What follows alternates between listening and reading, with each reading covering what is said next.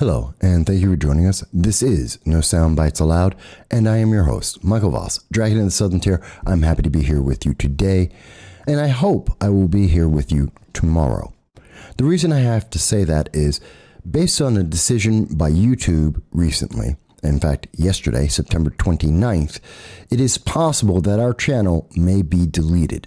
We may no longer be able to provide you commentary or any content, and that would be a shame. But we want to speak to you. We are not going to be cowed into silence. We're not going to be scared or bullied. We don't believe in the purification of thought that is ongoing right now by the internet overlords against the people of America and the world. And we're going to address that today, specifically about the pandemic medications and how this applies to you. Now, if this is the first time that you are joining us, we want to thank you and we welcome you to the channel. We want you to know that we do long-form political commentary. And every Sunday at 2:30 p.m. Eastern Standard Time, we do a live stream. We reach out on YouTube, Facebook, Twitter, DLive, all the social media that the internet overlords will allow to be able to speak with you from anywhere in the world. And we do that because we believe in the First Amendment. We believe in the inalienable right of human beings to be able to have free speech. So whether your government agrees or not, whether the internet overlords agree or not, every Sunday at 2:30 p.m., we go live to speak with you, to take your calls, your chats, your tweets, to be able to hear your voice speaking about the issues that matter to us all. And we will continue to do that until the internet overlords completely shut us down, which may be imminent. We hope to see you on Sunday at 2:30 p.m. Eastern Standard Time. We hope to still be here on Sunday at 2:30 p.m. Eastern Standard Time. Let's address this issue because it's a big deal. YouTube came out yesterday and made an announcement on September 29th stating that YouTube will block all anti-medication content. It's a very short statement. It's very simple. This is from Reuters. And they state, YouTube will block all anti-medication content moving beyond its false information, its ban on false information about the pandemic medications to include content that contains misinformation about other approved medications, it said in its blog post on Wednesday. Now, if that sounds a little stilted, let me be very clear. I want to be very clear about something. I have to dance around the language and the words because YouTube will delete this channel. They have already hit this channel and struck us and silenced us for an entire week because we quoted the Honolulu Times, the AP News, and the Associated Press and Reuters. We were talking about an event in Arizona which involved an audit, and we were speaking about that, and we had done interviews with individuals who were involved in that process in Arizona. And I'd like to show you that video, except it was removed and our channel was silenced for an entire week. So we know that the censorship is real and it affects everyone. And if you say something that is not approved, well, the overlords of the internet will act swiftly. Parler was silenced, was removed overnight by Amazon. In fact, we saw people like in Twitter, and we can go back. This is not new. This has been happening for years. According to the BBC, Twitter algorithms were not always impartial. In their article, September 2018, 3 years ago, the then Twitter chief executive Jack Dorsey told U.S. lawmakers that his platform unfairly reduced the visibility of 600,000 accounts, including members of Congress. Don't think that this was an accident. These were algorithms created specifically to target certain words and certain users, and they blocked them. They silenced them. In some cases, they deleted these individuals, 600,000 of them, including members of Congress. We saw Twitter just in 2020 blocked and banned news publications, I believe it was the New York Post, for publishing information that on their research, a credible news organization put out information about the Hunter Biden laptop. That information, as we now know today, is absolutely correct and true. The evidence, it does exist. And it was Twitter that silenced those voices, that silenced that information. And they didn't stop in 2018. It isn't just in America in 2020. Because as we can see and this is from the India Today, it's reported on August 12th of 2021, the Indian Congress claims 5,000 accounts were blocked in talks with Twitter, and they are in talks with Twitter to resolve the issue. That individuals, especially elected officials in India, were being subjected to these lockouts, these censorship from Twitter in 2021. So this is something that is ongoing. It's happening in India. It's happening in Australia. It's happening in the United States.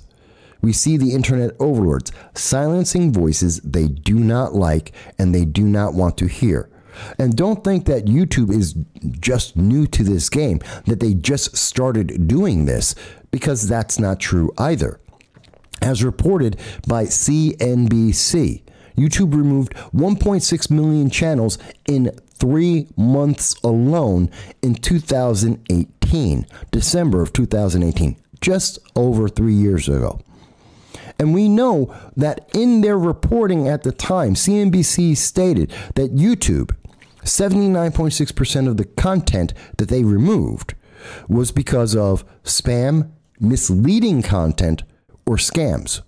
12.6% were removed because of nudity or sexual content. 1% were removed for violent extremism, harassment, or hateful or abusive content, which is one of the biggest reasons why people watch, or one of the big things that people were watching YouTube for in 2018. What this article doesn't go into is the 6% of videos that remain. There's another 6% of videos that YouTube removed, content that they banned, that they deleted, accounts they removed. We don't know why. It wasn't because of spam. It wasn't because of any violations like child sexual exploitation. YouTube doesn't tell us. I can tell you what my opinion may be. It's because it wasn't puritanical thought. It wasn't a single voice, a voice that was approved by the management of Google and the other internet overlords. And I want you to understand that in just 3 months, the power of YouTube is so strong that they removed 50.2 million videos. That's millions of hours of content. God only knows how much of that was political content that YouTube decided to claim was misleading in its context. In other words, meaning that just like with Twitter, this is content they did not like. That content that they wanted to remove because it did not match the political preferences of the internet overlords. And this is troubling. And this is troubling because let's go to what the ACLU has to say about things like this. And I'm going to, in particular, the ACLU speaking about free speech on campuses. They say the First Amendment to the Constitution protects speech no matter how offensive is that comment. They go on to say a little bit later in the same article, but real social change comes from hard work to address the underlying causes of inequality and bigotry, not from purified discourse. See, that's the thing that gets me, and that's the thing that I'm afraid of. We are entering a time in the United States and through the internet and the internet overlords around the world where purified discourse, as stated by the ACLU, is the message of the day. You want to speak about critical race theory? If you say that you don't agree with teaching children that if they're white, that they are privileged, and that if they are black, they're victims. If you don't agree with that, if you don't think children should be taught that, then you're a problem according to the internet overlords. That's misinformation. That's racism, which doesn't make sense to me. If you want to say that you have a disagreement, well, that's a problem. You can't disagree. You're the victim. You're the racist. You're the problem. That should trouble people. That should greatly trouble people. We've heard Maxine Waters go out, and we've reported on this program, where she goes out and she has said that if you do not, in the Derek Chauvin case, if you don't convict Derek Chauvin of crimes he was not charged with, well, then you're a racist. Well, that's not fair. That's not open discourse. That's not an opinion. That was a demand. And she encouraged rioting, which then occurred. We've seen people like Representative Sheila Jackson Lee with H.R. 127, which we have spoken about on this program previously, where she's using gun control and saying, well, if you want to own a gun, then you're a dangerous person. That we have to be protected from firearms, that women need to be denied this right, that the poor need to be denied this right, and it should be priced out of their ability to protect themselves. That's what H.R. 127 has said, and we've provided that coverage. We've heard people like Alexandria Ocasio-Cortez and Cori Bush say that, well, income inequality, that we need to increase the taxing of the rich, that we need to defund cities. And if you disagree with them, well, then you're a racist. If you're supporting police, you're a racist. Meanwhile, in every single city, 22 cities, all of them Democrat run, all of them run by Democrats for decades, if not longer, each and every one of them has had a significant, and in some cases, exponential increase in the amount of homicides and gun violence because there's fewer police. In fact, Cori Bush, the increase in crime was so much, Cori Bush paid $70,000 to be able to have a private security to protect her because the police were defunded in Minneapolis. You can't say, oh, well, Cori Bush is wrong, that defunding the police is wrong. You can't come out and say that you disagree with Maxine Waters, that you disagree with critical race theory. And you especially cannot say that you disagree with the pandemic medications unless you're certain special people. Then you can say and do anything you want. And I'm about to prove that for you. So let me be very clear here. YouTube, they want to claim, and the internet overlords like to claim, that they're doing this to protect you. Notice everything that I'm speaking about is to protect you. You know, when we hear about defunding the police, that's to protect you. When we hear about critical race theory, that's to protect you. When we hear about the pandemic medications, that's to protect you. Everything is being done to protect you. And the internet overlords are trying to preserve that protection. So that's why they're going to keep away misinformation from certain people that don't agree with the outcome that they want on a political basis. That's not exactly what you call freedom. In fact, that's not what I call freedom at all. That's not called protection. That's called authoritarianism, in our opinion, on this channel. And we have to cite and remember that the internet overlords in the United States are extremely protected. There is 47 U.S. Code Section 230, protection for private blocking and screening of offensive material. This is the law that protects the internet overlords. It allows them to claim they don't edit anything. They're not editors like the New York Times. No. They're just a platform that people put their ideas on.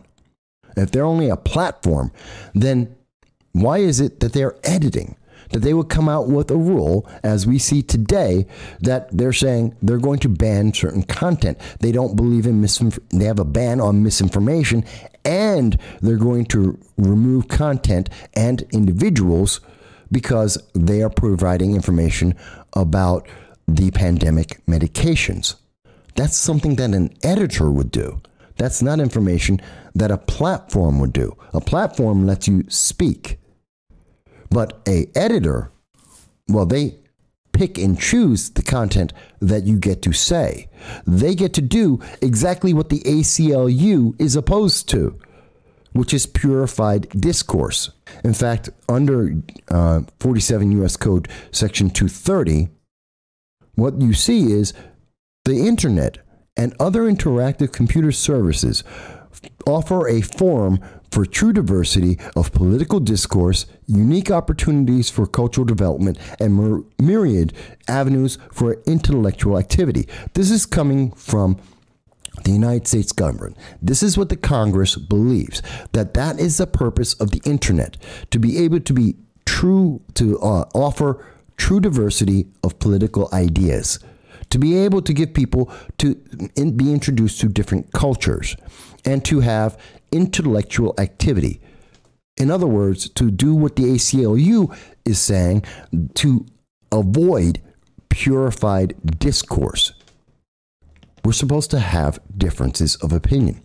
In fact, that's one of the great things about the United States, why millions of people legally and illegally try and enter our nation every year, because we can speak about our government. We can criticize our elected officials. We can criticize the judgments of our government.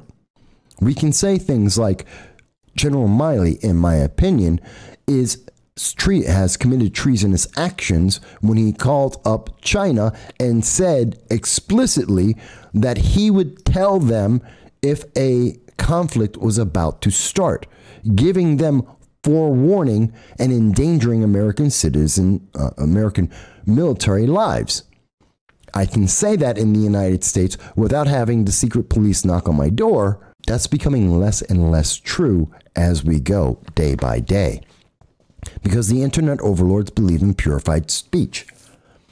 A lot of people may be aware, for the last month, I have been covering, and almost exclusively covering, news. And when I say exclusive, I mean I'm the only news media source in the southern tier of New York that is covering protests and fundraisers for healthcare workers. The news media won't show up. They showed up once, and they said that our doctors, our nurses, our healthcare workers are disgruntled workers. That's what they called it, disgruntled workers. Well, I've been to 3 protests that have occurred so far. I went to a fundraiser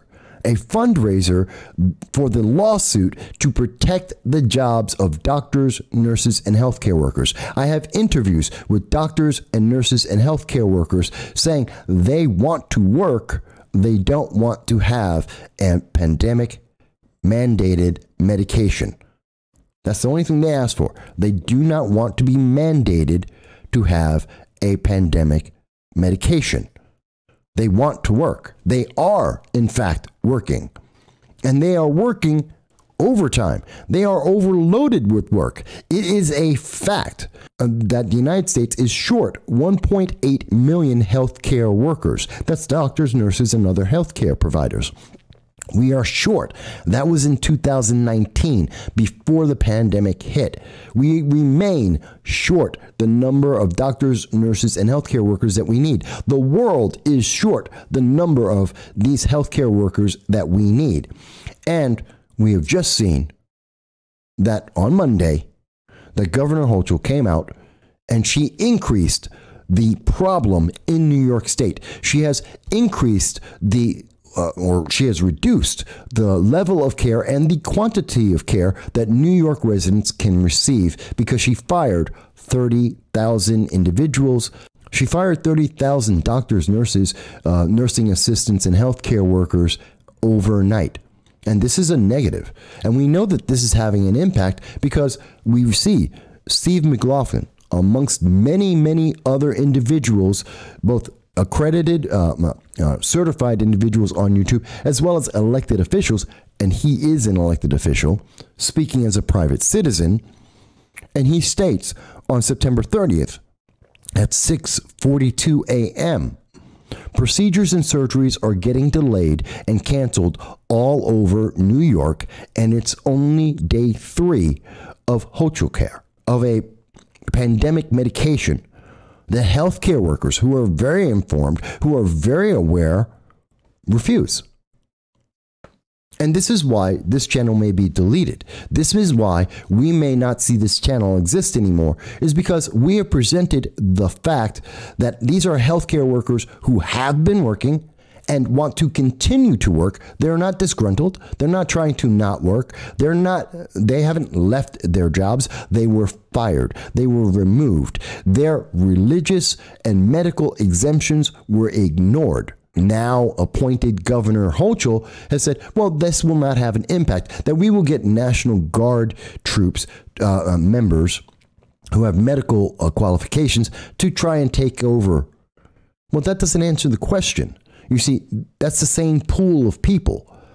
The doctors, nurses, and healthcare workers that are in New York State, that have jobs, that are part of the National Guard, which is a part-time position, they're already serving the public. They're already taking care of healthcare, and New York still had a shortage. And taking those individuals and shuffling through them around New York State does not increase the care of New York State. It just hides the problem by taking care of little hotspots that the news media is talking about. It isn't a net increase of doctors and nurses and healthcare workers. It doesn't remove the 30,000 individuals that we lost. She's not fixing the problem. We didn't add doctors, nurses, and healthcare workers. We're just shuffling them around the state. And as a result of that, we are seeing that the public is being denied surgeries and procedures. And this is having an impact on our healthcare. And to say that, to point out this fact and the obvious consequences of this, well, that may get this channel removed. What content isn't considered misinformation? I want you to listen to this very carefully. This is Kamala Harris. This is October 7th on NBC News in 2020. And I want you to hear this. If the Trump administration approves a vaccine before or after the election, should Americans take it, and would you take it? If the public health professionals, if Dr. Fauci, if the doctors tell us that we should take it, I'll be the first in line to take it. Absolutely. But if Donald Trump tells us that we should take it, I'm not taking it. So isn't that misinformation? Isn't that promoting the pandemic medication hesitancy? Because a woman of color who is at the time was seeking and has since gained one of the most powerful seats of power in the world, not just the nation, but the world, having the second most powerful position in the United States, she just told people, well, I don't trust it. She doesn't trust it because it has the name of a political, an elected political leader. And so she's telling people, as a woman of color, as an elected official, as someone seeking one of the most powerful seats in the nation, oh, well, you shouldn't trust that. And people listened. People voted on that basis. It's one of the reasons why she won, because people were listening to her as she said, no, I don't trust that. And I have to ask, if that is, doesn't that qualify for YouTube as misinformation? Should NBC shouldn't this video be removed? Shouldn't NBC be removed because they provided this misinformation? And that's separate of the misinformation they had about the Hunter Biden laptop that was true, and we know is a fact, that they denied at the time in October when it came out. Okay, you say, well, Mike, that's just one case. That's just NBC. It's one time. Okay, how about this? Let's look at Bloomberg markets. And I'm going to go to now disgraced, but then Governor Andrew Cuomo of New York. Let's hear what he had to say. The people of this country don't trust this federal government with this vaccine process. How can I say that? I didn't say it. Americans said it. 54% say they wouldn't take the vaccine yet. So the first question is the vaccine safe? Frankly, I'm not going to trust the federal government's opinion. Did you hear it? Not only did he said people don't trust this, that no one, 54%, they don't trust it, that he doesn't trust the government. He said directly he doesn't trust the federal government. He doesn't trust whether the pandemic medication is safe for the public. Isn't that vaccine hesitancy? Should this video not be marked as misinformation? Should it not be removed from Bloomberg? And why isn't it? Why is this not labeled as misinformation? Why are the comments by Kamala Harris not labeled as misinformation? I'll go to another source. How about we look at ABC News? October 2020, talking with George Stephanopoulos. My question is about the coronavirus vaccine, or potential. Senator Harris stated that she absolutely would not take a vaccine from President Trump. And of course, we all know it's not President Trump that would create this vaccine. It would be doctors and scientists that presumably we all trust. So my question for you is, if a vaccine were approved between now and the end of the year, would you take it? And if you were to become president, would you mandate that everyone has to take it? Two things. Number one, President Trump talks about things that just aren't accurate about everything from vaccines, we're going to have one right away, it's going to happen, and so on. The point is that if the body of scientists say that this is what is ready to be done, and it's been tested, it's gone through the 3 phases, yes, I would take it. I'd encourage people to take it. But okay, let me stop for a second and to point out that the pandemic medications did not go through the steps to be approved until August of 2021. The first approval came in August 23rd of 2021. Now, the vaccines, the pandemic medications have been out long before August 23rd of 2021, and they were approved for emergency use. But Joe Biden just told the American people about hesitancy, that he had a hesitancy that he had until they actually get approval. Well, according to the terms by YouTube, that would be misinformation, misleading the public, increasing hesitancy, and therefore, shouldn't ABC have this video removed? Shouldn't their channel be deleted for this misinformation? Well, let's continue to see what else Mr. Biden had to say. President Trump says things like, everything from this crazy stuff he's walking away from now, inject bleach in your arm. And okay, let's stop again, because that also is not correct. That is not true. If we go to Politifact and putting into context and looking at what then President Donald Trump said, what we know is that Politifact, a left-leaning source, stated the briefing transcript shows that President Trump did not say people should inject themselves with bleach or alcohol to treat the coronavirus. He was asking officials in the White House coronavirus task force whether they could be used in potential cures. Let me go on. Let's look at what President Trump actually said. He said, quote, a question that probably some of you are thinking of if you're totally into that world, which I find very interesting. So supposedly we hit the body with a tremendous, whether it's ultraviolet or just very powerful light. And I think you said that hasn't been checked, but you're going to test it. And then I said, supposing you brought the light inside the body, which you can do either through the skin or in some other way, I think you said you're going to test that too. Sounds interesting, right? Well, that's not what Joe Biden just said. Let's go on. And then I see the disinfectant where it knocks out in 1 minute. And is there a way we can do something like that by injection inside or almost a cleaning? Because you see it gets in the lungs and does a tremendous number in the lungs. So it'd be interesting to check that out. So you're going to have to use medical doctors but it sounds interesting to me. So we'll see. But the whole concept of the light, the way it kills in 1 minute, that's pretty powerful. So President Trump is talking about procedures and tests that were ongoing in 2020 to try and find a way to address the pandemic. He didn't say bleach, never, once, not one word, nothing like it. Joe Biden is willfully and actively misleading the public. He is lying to the public. He misused words. He lied. That's not what President Trump said.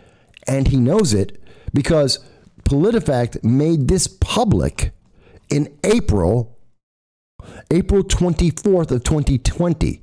Joe Biden is speaking to the public in October 15th of 2020.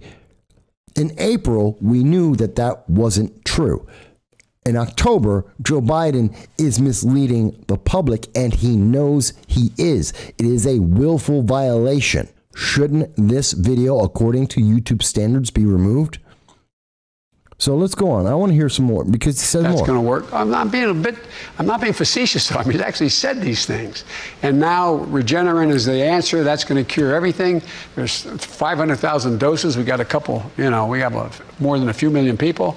And most of the, if you notice, most of the companies who are developing these vaccines are working, they're making real progress. They're not there yet.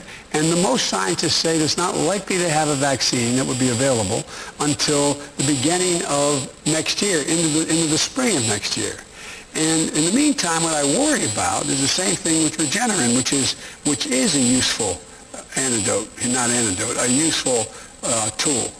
But what's happening is there was no plan to figure out how to distribute it. That's not correct either. Distribution plans did exist, and we knew that back in December after we had two separate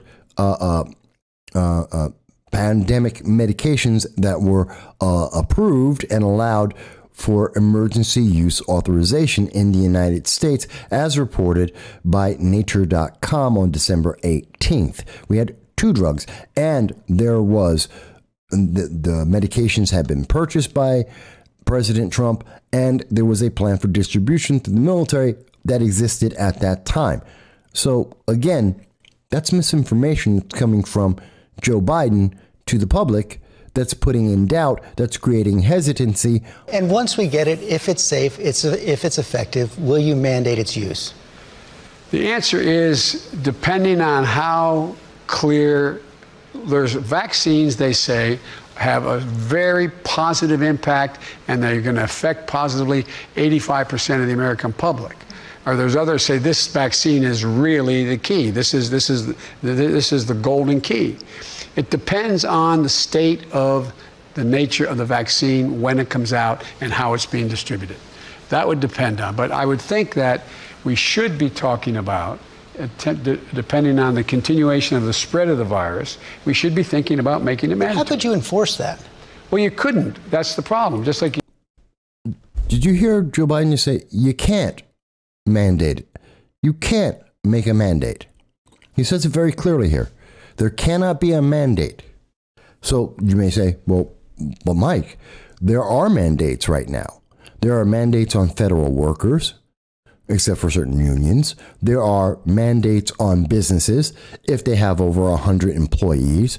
There are mandates in New York State, like you were just addressing, where doctors and nurses, 30,000 of them, were just fired. Mandates exist. So that doesn't make sense because there's some misinformation here. Something is confusing here because Joe Biden has just said that, well, you can't do a mandate, that's not allowed by the Constitution. Here's his answer. You can't enforce measles. You can't come to school unless you have a measles shot. You can't, but you can't say everyone has to do this. But you would, just like you can't mandate a mask. But you can say, you can go to every governor and get them all in a room, all 50 of them as president, and say, ask people to wear the mask. So that's the answer. His answer is, since the federal government cannot mandate medications, pandemic medications or any medications, since they can't do that, you go to the governors, you go to the state level of government, and using the force and power of the federal government, you push the governors to make the mandates on the people at that level. So it's still the federal government's in charge. There's still a purity of thought, but it's coming from the state level, so he gets away with it. So that's the excuse. There's an interesting question that comes up from George Stephanopoulos about this. Everybody knows. And if they don't, fine. And they don't, no, not fine. Then I go to every governor, I go to every mayor, I go to every councilman, I go to every local official, say, mandate the mask. So his answer is that, okay, if the governors won't do it, then he's just going to go to another level of government. He's going to use the full force of the power of the government at the federal level to coerce members of local government to create a mandate that could not exist, that should not exist, that he doesn't have the power to put in place. That's what he's saying in 2020. This is what Joe Biden has said in 2020. And what do we see that Joe Biden has said in 2021? Patience wearing thin with the unvaccinated Americans, that employers with more than 100 employees to ensure that their workers are vaccinated and or tested weekly. That mandates exist. And we can see that he did exactly what he said he would do, that since the federal government could not make these mandates except for federal workers, which he has done. And besides that, what he's going to do is he went to the governors, and New York governor, appointed governor, Kathy Hochul, decided to put in a mandate without exemptions for religion and healthcare workers, but that did include exemptions for the CSEA union. Union workers got the exemption, and she fired 30,000 employees. And when I say she fired it, she made the mandate and the lack of exemptions, which then caused institutions like Lourdes Hospital, UHS Hospital, in my region of the southern tier of New York to fire employees, thousands of employees, 30,000 of their doctors, nurses, and healthcare workers around this state. At the time, and this should be clear, there has been a shortage of healthcare workers since before 2019. That the United States has had a shortage of approximately 1.8 million doctors, according to information from the federal government itself. And there is a global lack of doctors and nurses and healthcare workers around the world. And we now know that Governor Hochul has now increased that problem in New York State. And she has promised us, well, you can just take people from one part of the state and move them around. She said, we will activate the National Guard. That's just taking doctors that are already, doctors and nurses and healthcare workers that are already working in New York State and moving them from where they are working right now to other parts of New York State that have even greater shortages. That's shuffling the deck. That doesn't make more healthcare workers. That doesn't resolve the problem. New York State is still short healthcare workers. In fact, we have a greater deficit of healthcare workers because of Governor Hochul's actions. That is a fact. That's not hyperbolic. It's not a suggestion. And we have seen, as I have shown you from Steve McLaughlin, that is a fact and a reality that is happening.